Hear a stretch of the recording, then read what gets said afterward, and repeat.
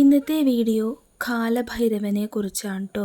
അപ്പോൾ എന്തായാലും നമുക്ക് നേരെ വീഡിയോയിലേക്ക് പോവാം. ഹൈന്ദവ വിശ്വാസപ്രകാരം പരമശിവന്റെ ഒരു പ്രചണ്ഡ രൂപമാണ് കാലഭൈരവൻ അഥവാ ഭൈരവൻ.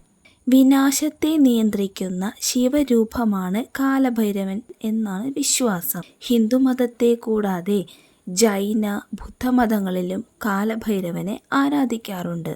സംഹാരരുദ്രനായിട്ടാണ് കാലഭൈരവനെ പൊതുവെ ചിത്രീകരിക്കാറുള്ളത്.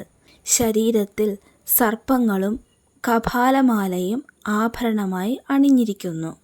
മഹാദേവന്റെ രൂപങ്ങളിലെ 8 ഭൈരവന്മാരിൽ പ്രധാനിയാണ് കാലഭൈരവൻ.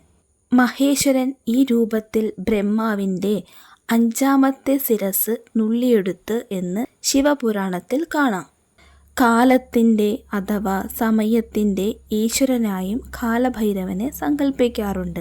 കാവൽ ദൈവമായ കാലഭൈരവനെ ആരാധിച്ചാൽ കാലദോഷങ്ങളും കഠിനമായ ദുരിതങ്ങളും അകന്ന് ദീർഘായുസ് ലഭിക്കുമെന്നാണ് വിശ്വാസം. സുവർണഭൈരവൻ എന്ന രൂപത്തിൽ സമ്പത്തും ഐശ്വര്യവും നൽകുന്നതും ഭൈരവൻ തന്നെയെന്ന് വിശ്വാസവുമുണ്ട്. ശനിയുടെ യഥാർത്ഥ ദേവതയും കാലഭൈരവനാണെന്നാണ് ഐതിഹ്യം.